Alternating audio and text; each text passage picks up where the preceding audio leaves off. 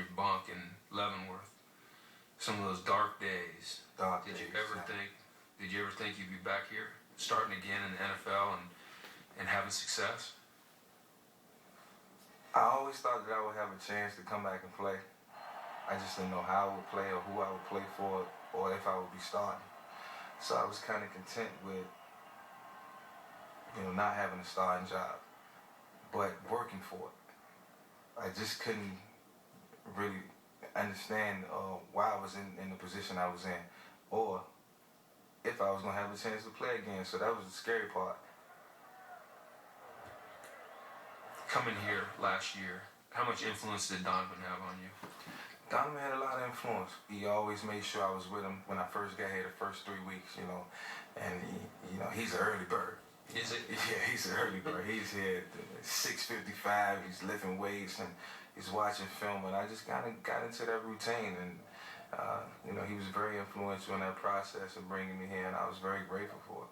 When he got traded in the off season, what were you thinking? How did that affect you, and how did you think it was going to affect you? First, I was thinking, well, how did this happen?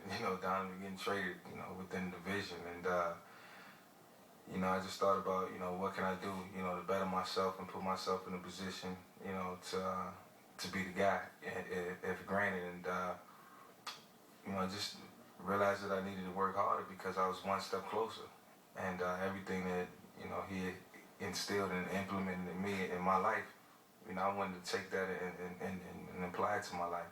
And then when Kevin, who I know you're close to, right? Yeah. You guys got pretty close in the off season, right? Yeah. When you saw him go down, and you went in and you played the way you did, and then you come back and Andy says on Monday, he says, Kevin's our guy. How'd that affect you?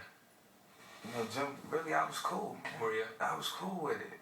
I'm just so appreciative of the position that I'm in. And then when Andy came out last Tuesday, I'm sure he probably called you Monday night. Yeah.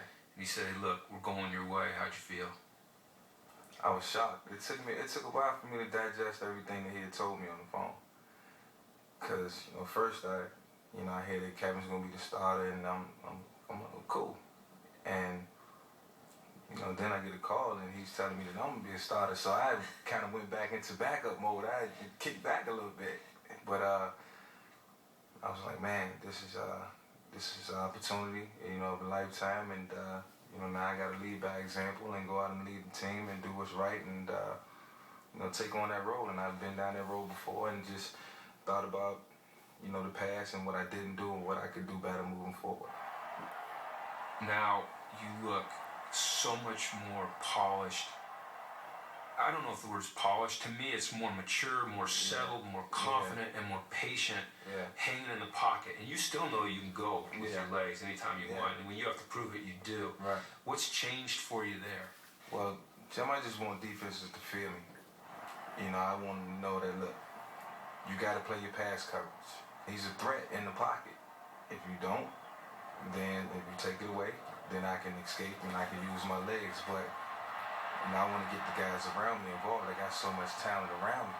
We're pass heavy here, and the spring is like it's like a passing camp, So it's a little different than I did in Atlanta. Well, it looks to me like Marty Morningwig and your position coach and Andy have really created a great atmosphere for you to have success. They have, and they make it easy for me. They make it easy, well, it's not easy. It's never going to be easy, but at the same time, it's just things are called right on time, and I'm on top of it, and that's because I study it, and I make sure, I look at that book 4 or 5 times before I go to sleep and watch a little extra film before I go to sleep. You been watching film at home now? Yeah, I watch, we used to get the DVDs back in the day. Did you ever watch those DVDs in Atlanta? DVDs pile up in my car, Jim.